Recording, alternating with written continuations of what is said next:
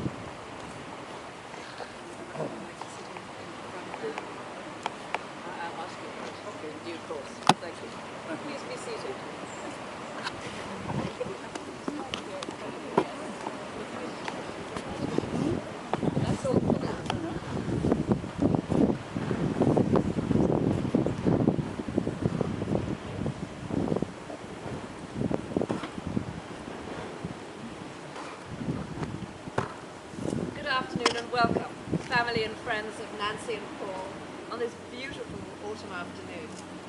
My name is Catherine Kentridge, and this is Michael Wheeler, who is a humanist officiant. We have the honour and pleasure of jointly performing this wedding ceremony today. On behalf of Nancy and Paul, welcome, and thank you for being here. They're delighted that you are here today to share in their joy that out of all the world, they have found each other, and to share their happiness as they celebrate this wonderful moment in their lives.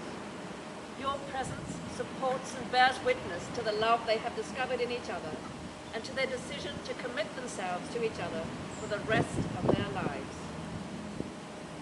To begin the ceremony, Nancy and Paul have chosen a reading that reflects their feelings on their wedding day. It is from Gift from the Sea by Anne Morrow Lindbergh. When you love someone, you do not love them all the time in exactly the same way, from moment to moment. It is an impossibility. It is even a lie to pretend to. And yet this is exactly what most of us demand. We have so little faith in the ebb and flow of life, of love, of relationships. We leap with the flow of the tide and resist in terror its ebb. We are afraid it will never return. We insist on permanency, on duration, on continuity, when the only continuity possible in life, as in love, is in growth, in fluidity, in freedom, in the sense that the dancers are free, barely touching as they pass, but partners in the same pattern. The only real security is not in owning or possessing, not in demanding or expecting, not in hoping even. Security in a relationship lies neither in looking back to what was in nostalgia, nor forward to what it might be in dread or anticipation, but living in the present relationship and accepting it as it is now. Relationships must be like islands. One must accept them for what they are here and now within their limits. Islands surrounded and interrupted by the sea, and continuously visited and abandoned by the tides. I would like to share with you now the story of how Nancy and Paul met. Some of you may know it, some of you may not, but it certainly bears the telling. It was Friday, June the 13th, 2008, a day that is not usually auspicious. Nancy and Paul had both been invited to the Barmy Beach Club's summer opening deck party. During the evening, Paul and Nancy found themselves seated together in a small group, and they were introduced to each other. Nancy immediately thought Paul was very handsome and attempted to have a conversation with him, but he was not very responsive. And she mistook his shyness as a lack of interest. So she went back to her conversation with others, and Paul eventually got up and left the group. It turns out, though, that Paul was equally interested in Nancy, but didn't want to intrude on her conversation with the others. However, before he left, Paul got the chance to speak to Nancy one-on-one and approached her and chatted her up. He asked her if he could give her his phone number and suggested that they maybe could meet for dinner sometime. Nancy decided to give dating another chance and called him on the Monday morning. Those who know Paul will not be surprised that their first date involved a tour of his house, floor by floor, vast details of what is involved in building homes, and a detailed account of the building application permit process in Toronto. In other words, the usual first date banter. Nancy nevertheless sensed that he was a very good man and was touched that he wasn't the smooth first date type of guy. They felt instantly at ease with each other, and things blossomed from there. Nancy says that when she met Paul, she hadn't quite given up, but felt pretty sure that she would never get married. She almost believed the statistics, which said she had a better chance of being abducted by aliens than finding a loving relationship and getting married. And then, on that enchanted evening, she saw a stranger across a crowded room, and her whole life changed. He saw her, and for him too, his whole life was changed. Each had found someone to permanently be in their corner. The proposal was a little less romantic. In fact, you could say it was pretty down to earth. It was Sunday, June the 3rd, 2012, a date that coincidentally marks Nancy's parents' wedding anniversary. Nancy was hard at work digging in the garden on a swelteringly hot day.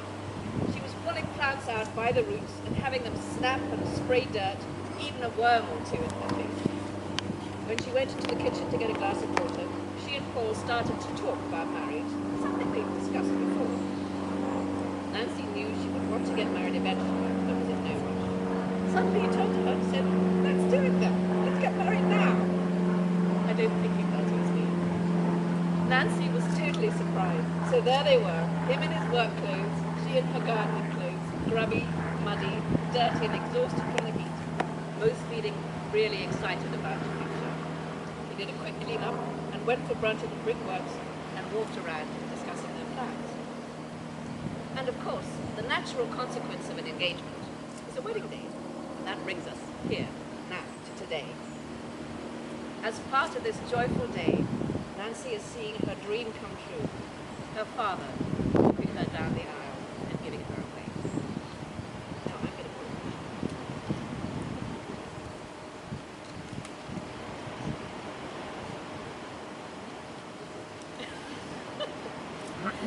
Nancy and Paul, the real act of marriage takes place in the heart, not in the ballroom, church or synagogue, or on the deck or even in the garden. It's a choice you make, not just on your wedding day, but over and over again. And that choice is reflected in the way you treat your husband or your wife. You fall in love over and over again with the same person. The majority of us lead quiet, unheralded lives as we pass through this world. There will most likely be no ticker tape parades for us, no monuments created in our honor. But that does not lessen our possible impact. For there are scores of people waiting for someone just like us to come along. People who will appreciate our compassion, our unique talents. Someone who will live a happier life merely because we took the time to share what we had to give. Too often, we underestimate the power of a touch, a smile, a kind word, a listening ear, an honest compliment, or the smallest act of caring, all of which have the potential to turn a life around. It's overwhelming to consider the continuous opportunities there are to make our love felt, not just in marriage, but all around us, in everyone whose life we touch, knowingly or unknowingly. Nancy and Paul have invited you here today, not to mark the start of a relationship, but to recognize a bond that already exists. The words which will be spoken here today are sacred, although these words are not what join them. Indeed, it is not we who are joining you today at all, nor is it this ceremony. Here you will affirm your feelings of oneness, formally and publicly, as you've already affirmed it to each other. As you now exist as one in your own eyes, so may you exist in the eyes of your family and friends. This union has already occurred in the giving and receiving of your love, and in the myriad ways in which you have entwined your lives together. I wish you all happiness, but my wishes cannot give it, nor can it come from outward circumstances. It can only come from yourselves, from the Spirit within you. You cannot choose what changes and chances may befall you in the coming years, but you can choose the spirit in which you will meet them. Let it be in the spirit of the noble vows in which you will plight your troth, each to the other. If you take these vows not as mere form, but as a bond of honour, which you will keep with unswerving loyalty, then whatever may come, you will have inward happiness, which no pleasure of themselves can give, and no sorrows can take away. Then the whole of life which awaits you will be an abiding security to yourselves, and a welcome example to others. Today, your separate lives with your own memories, hopes, temptations, and trials are merged into one. Bring into this new life, each for the sake of the other, the best you can be. Then the love you bear each other will be ever strengthened and enriched. A wedding is never solely about the two individuals who are joining their lives, but includes everyone who has played a role in the journey which has led the couple to this point of commitment. Nancy and Paul feel blessed by the love and support of their family and friends, and the wider community in which they live. Marriage is the most important commitment that two people can make to each other, and therefore not an act to be taken lightly. It can only be entered with the free will and the full consent of the intending spouses. You're both not only expressing the love you feel for each other, but also pledging yourself for the growth and the fulfillment of each other. Now, Nancy and Paul, please turn to take each other's hand for this part. I have some very important questions to ask of you, individually and then together. First for Paul. Paul, do you solemnly declare that you come here without any legal impediment as to why you may not be joined in matrimony to Nancy? If so, please say, I do. Now, Nancy, you solemnly declare you come here without any legal impediment as to why you may not be joined in matrimony with Paul. Now the question for both of you. You both pledge to always treat each other with kindness and compassion, to listen and to respond to each other with honesty and respect. If so, please say,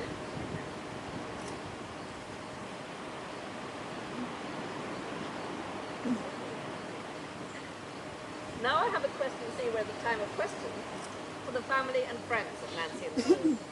Do you, the family and friends of Nancy and Paul, give them your love and support for their marriage? We do. We come now to the most solemn and sacred part of the ceremony, the exchange of vows. Look at Nancy. Into the voice of it. Listen. I, Paul MacArthur, take you, Nancy MacDowell, to be no other than yourself, loving what I know of you, trusting what I do not yet know, with respect for your integrity,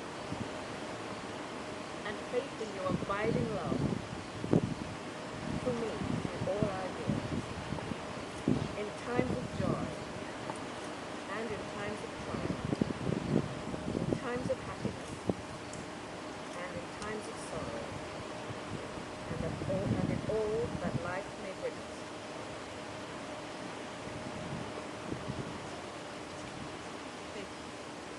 I, Nancy MacDowell, take you, Paul MacArthur, to be no other than yourself, loving what I know of you, trusting what I do not yet know, with respect for your integrity, and faith in your abiding love for me, through all our years, in times of joy and in times of trial, in times of happiness and in times of sorrow, and in all that life may bring us. Good. You up here.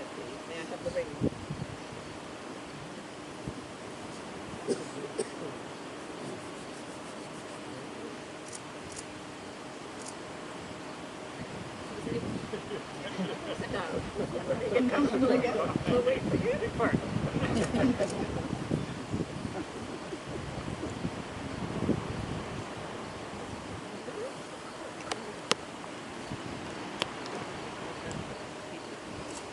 Nancy, I give you this ring, that you may wear it as a symbol of the vows we have made this day. I pledge you my love and my respect, my laughter and my tears. With all that I have, I honor you.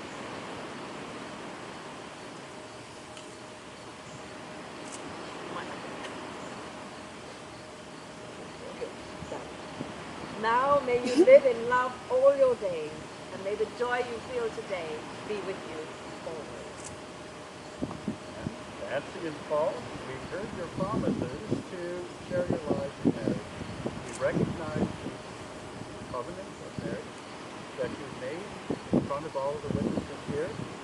Therefore, in the honesty and sincerity of what you've said and done today, it's my honor and delight by the authority invested to me by the province of Ontario to declare you husband and wife. And I certainly invite you to share a kiss as a married couple of many to come.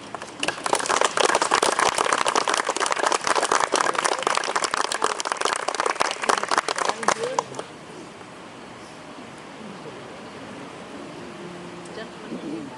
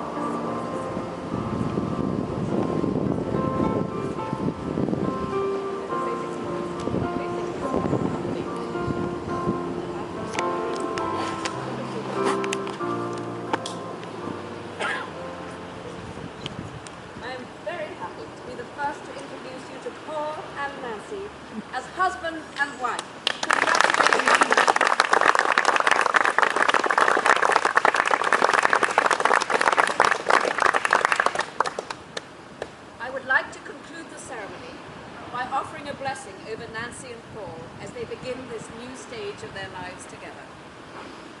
May the sun bring you new energy by day. May the moon softly restore you by night. May the rain wash away your worries, and the breezes blow new strength into your being. And all the days of your life, may you walk gently through the world and know its beauty. Now you will feel no rain, for each of you will be a shelter for you. Now you will feel no cold, for each of you will be a warmth to you. Now there will be no more loneliness. Now you are two persons, but there's only one life before you. Go now to your dwelling place to enter into your lives together. And may your days be good and long on the earth.